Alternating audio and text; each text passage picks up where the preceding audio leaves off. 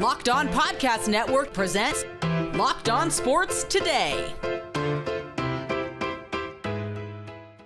The Jets began the mission to salvage their season with a Monday night matchup against the Bills, and it went the way it usually does for the Jets.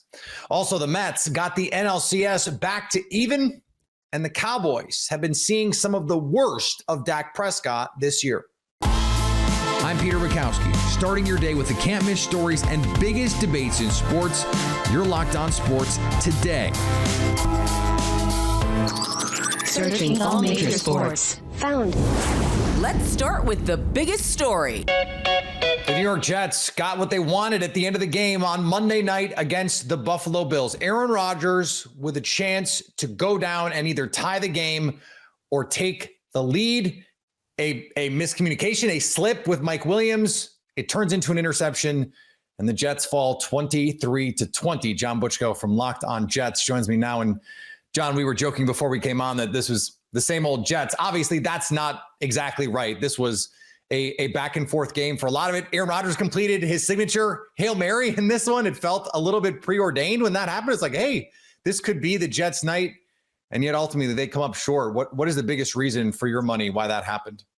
You know, Peter, I mean, you can look to the last drive. You can talk about the defense not getting the big stop. But I look to, earlier in the second half, twice the Jets got the ball inside the Buffalo 5-yard line. Those two possessions, they came in with 3 points. They did not, they had to settle for a field goal once. And the second time, Greg Zuerlein missed a chip shot field goal. Greg Zuerlein, who's been a really solid kicker for the Jets the last couple of years, been very shaky all year. I think whenever, there are lots of things you can look to. You can talk about some of the penalties. You can talk about the first half, the way the defense played, especially against the run. But I think the thing I point to is, twice inside the 5-yard line, you come away with 3 points. I mean, that looms large in the game you lose, a tight game you lose. There was some speculation. Remember that this is the first game without Robert Saleh, that there would be that new coach bounce. Do you think there was any material difference in this one?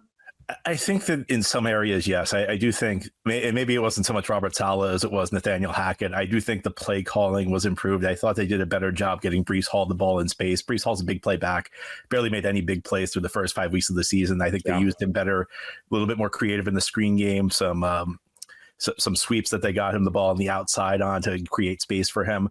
I thought that Jeff Ulbrich, the interim head coach, made a really savvy move, and it kind of flew under the radar. Late in the first half, Buffalo had the ball in scoring range, and he called a couple of his timeouts to preserve time. And that's the reason Aaron Rodgers had a chance to throw the Hail Mary. Right.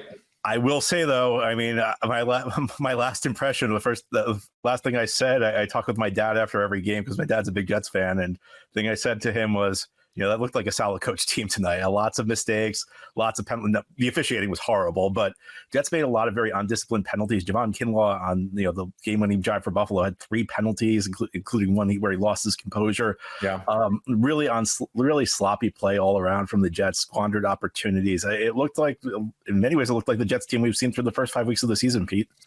Yeah, but all that is true. And they still had a chance to beat a team that we believe is a true blue contender, not just in the AFC, but to win a Super Bowl.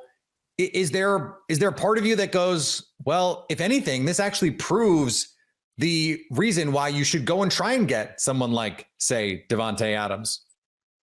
I got to be honest with you. I came away from this game thinking Buffalo may not be that. Maybe it may not be one of those heavyweights. Yeah, I don't think Buffalo played that well in this game, and I was pretty unimpressed with that. I thought the Bills. This was one of those games. I felt like both teams were trying to hand it to the other one. Wow.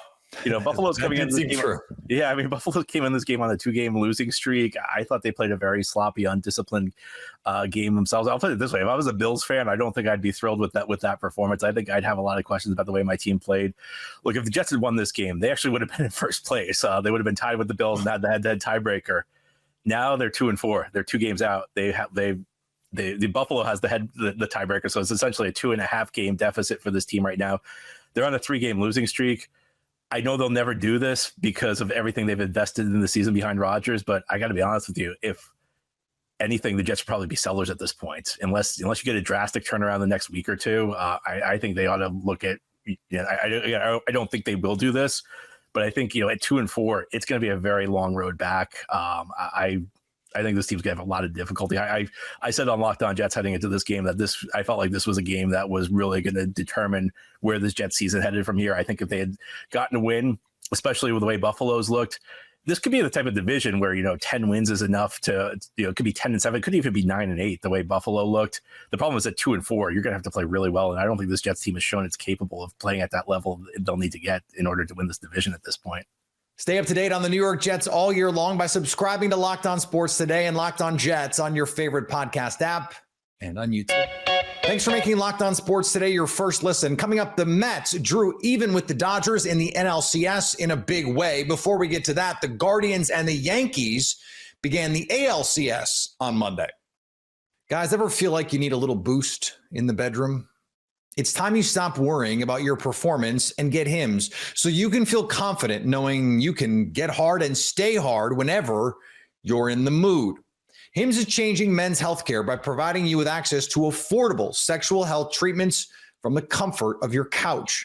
Hims provides access to a range of doctor-trusted ED treatments like chewable hard mints and Viagra and Cialis, and their generics for up to 95% cheaper. The process is 100% online, so there's no need for uncomfortable doctor's visits. Start your free online visit today at hims.com/lockedon. That's HIMS.com/lockedon for your personalized ED treatment options. hims.com/lockedon. The product mentioned are chewable compounds that are not approved or verified for safety or effectiveness by the FDA. Prescriptions required online.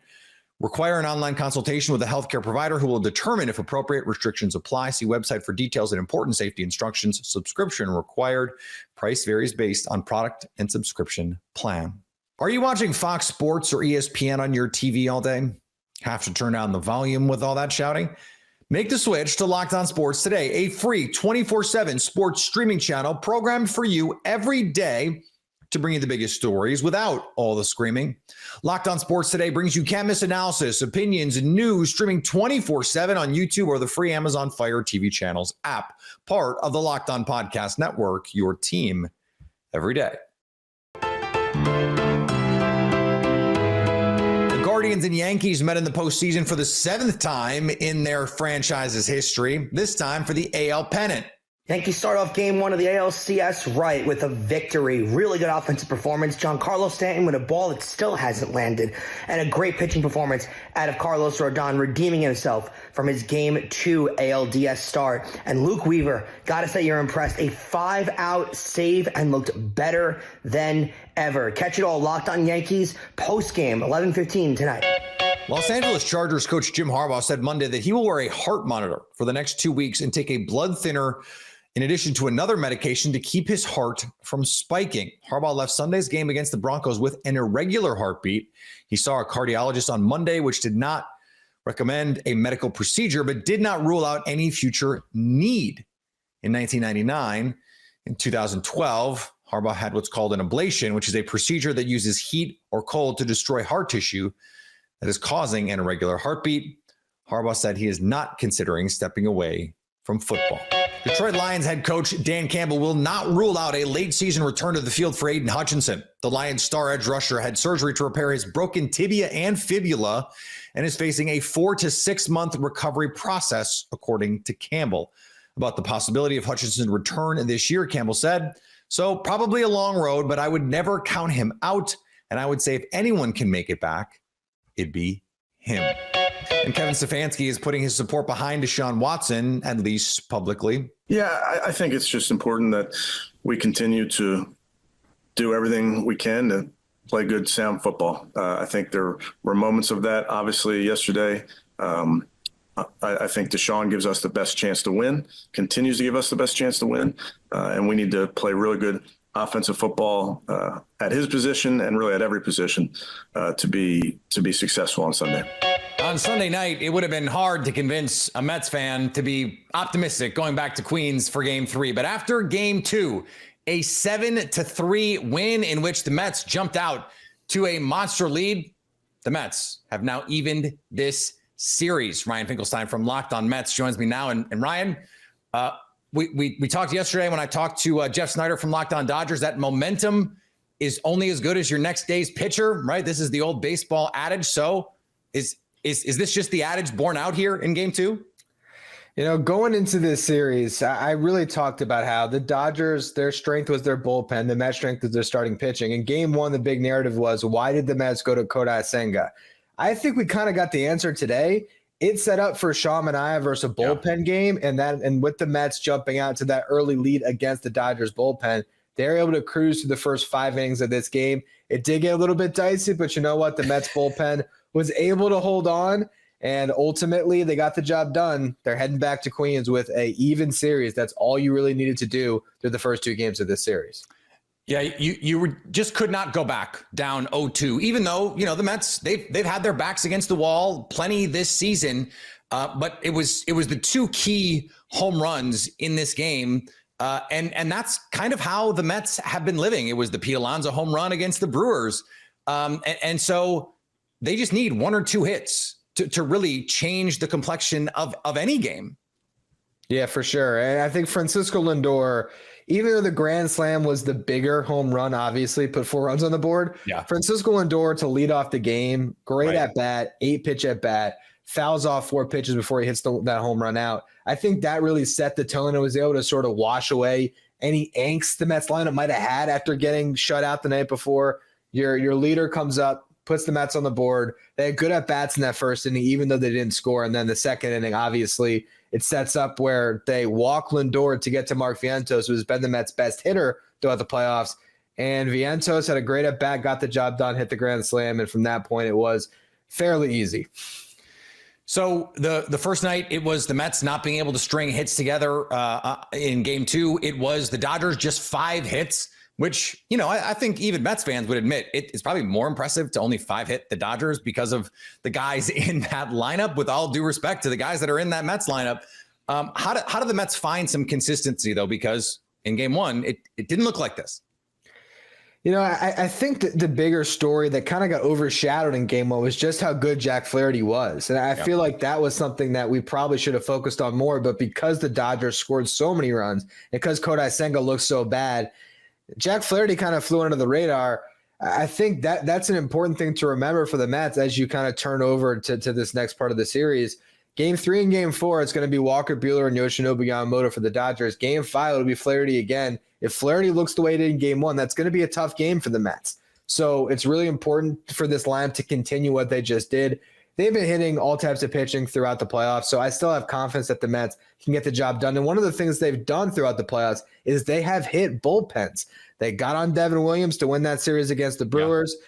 They were able to outlast Zach Wheeler in game 1 of that Phillies series and get to the Phillies bullpen. So I think these bullpen games the Dodgers might go with, the Mets had the advantage there. But Jack Flaherty, that's going to be a real thing to watch when we get back to that game 5. You mentioned the decision in game 1 for the Mets with their starting pitching. After winning game 2, is there any lingering regrets on how that was handled? Do you kind of feel like, hey, if maybe a different decision was made there, they could be going back up 2-0, or does too much change after game 1? To me, I actually look at it the other way, where I say, man, if Sean Manaea was pitching game 1 and everything worked the same and Jack Flaherty was as good as he was, you might have lost game 1, and then would you have wasted the Sean Manaea performance? Yeah. So I feel like it kind of worked out for the Mets. Now the question is going to be when you get to game 5, are you going to give the ball to Kodai Senga again, or are you just going to? They could, honestly, depending on how this goes, they could put him on the IL and basically lose him for the rest of the postseason, get another arm, and go with David Peterson. So that's going to be a story for a later day. But I think that all that strategy talk, it ends up being a moot point because they win with Sean Manaea. And now, look, you win 1 game in Queens, it'll be Sean Manaea against this Dodgers team in a game 6. So I think the strategy has kind of worked out now. Stay up to date on the New York Mets all year long by subscribing to Locked On Sports Today and Locked On Mets on your favorite podcast app and on YouTube. Coming up, something is up with Dak Prescott. Hey, NFL fans, we're almost at the midway point in the NFL season. That's true. So get a big return on FanDuel, America's #1 sports book. When you get a hunch in the middle of the game, you can check out the latest stats, you live play-by-play, and so much more on the same page where you place your bet. You'll get started with $200 in bonus bets guaranteed when you place that first $5 bet. And you can take aim at the World Series with that $5. A Subway Series still possible. You take the Mets to win the NLCS and the Yankees to win the ALCS. The odds of that plus 198. So what are you waiting for? That's FanDuel.com to get started.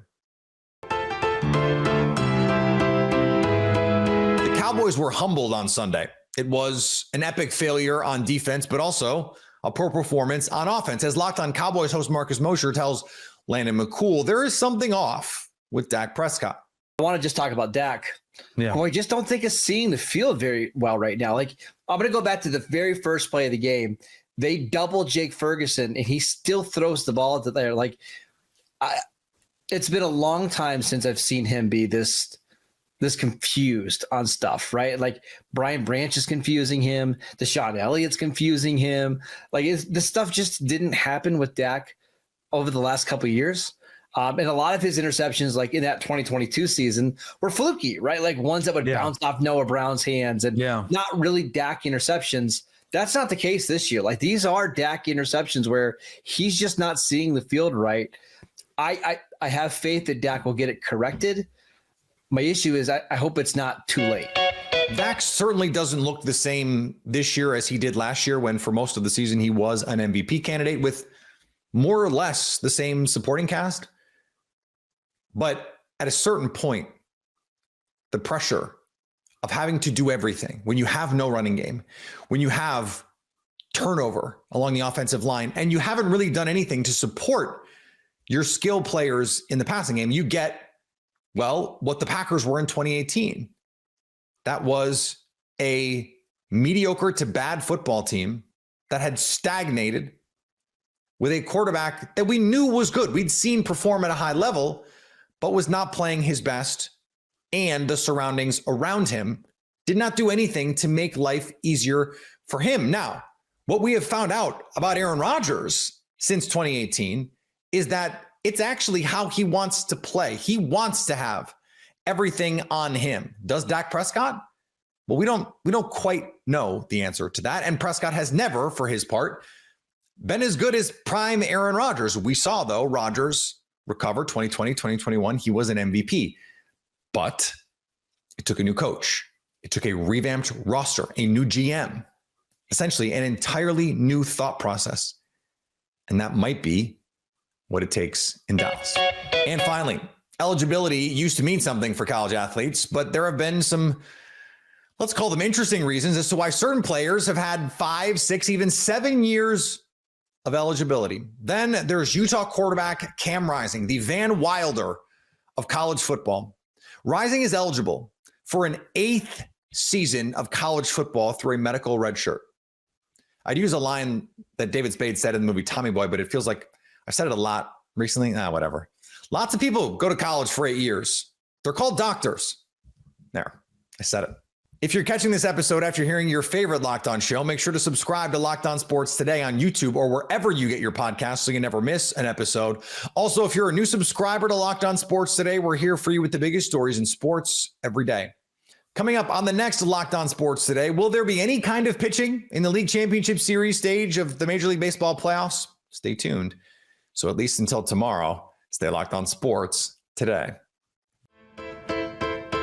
Locked On Podcast Network presents Locked On Sports Today. Go to our video on demand. Click on sports at the top of your screen. There, you'll find past episodes of Locked On Sports Today, plus other Locked On shows on demand.